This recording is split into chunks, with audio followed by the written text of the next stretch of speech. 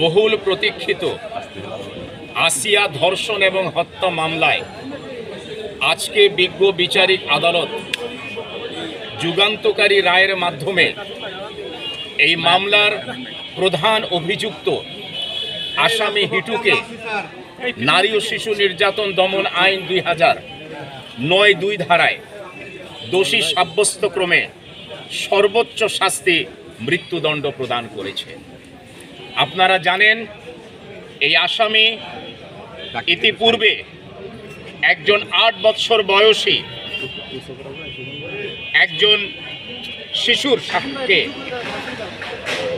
জঘন্য, ঘৃণ্যতম, পৈশাচিক এবং বর্বরচিতভাবে তাকে ধর্ষণ করেছেন এবং এই ধর্ষণজনিত কারণে তার মৃত্যু হয়েছে।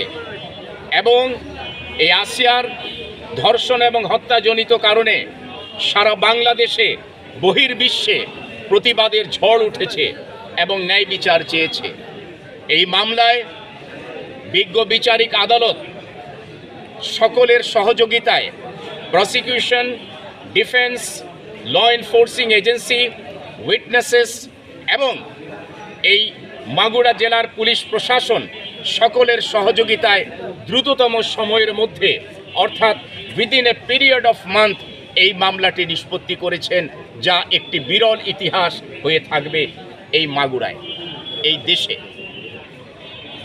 এবং এই মামলায় তার পরিবারের অন্যান্য যারা সদস্য ছিলেন, যাদের বিরুদ্ধে পেনাল কোডের সেকশন 506 পার্ট 2 সেকশন 201-এ যে অভিযোগ গঠন করা হয়েছিল, তাদেরকে মামলার দায় থেকে খালাস প্রদান করেছেন।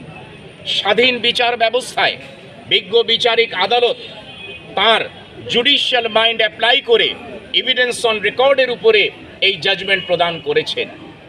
আমরা এই আসামি হিটু শেখের রায়ের যে ঘোষণা তিনি দিয়েছেন, যে শাস্তি মেয়াদের শাস্তি প্রদান করেছেন, আমরা রাষ্ট্রপক্ষ, প্রসিকিউশন পক্ষ আমরা সন্তুষ্ট।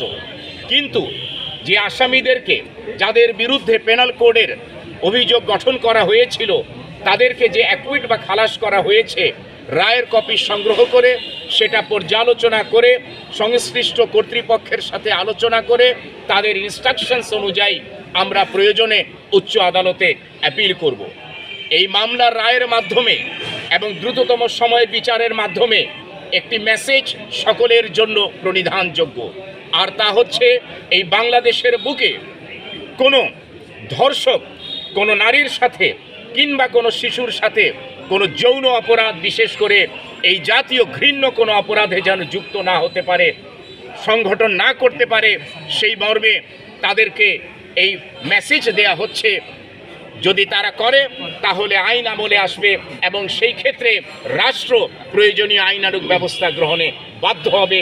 এবং আজকের এই রায়ের জন্য ঊর্ধ্বতন মহল, বিশেষ করে আইন মন্ত্রণালয়, স্বরাষ্ট্র মন্ত্রণালয় যে ভূমিকা পালন করেছেন, যে এই মামলার দ্রুততম সময়ের মধ্যে বিচার ও নিষ্পত্তির ক্ষেত্রে জনমতের সপক্ষে তারা তাদের আইনি যে দায়িত্ব পালন করেছেন, সেটাকেও আমরা সাধুবাদ জানাই।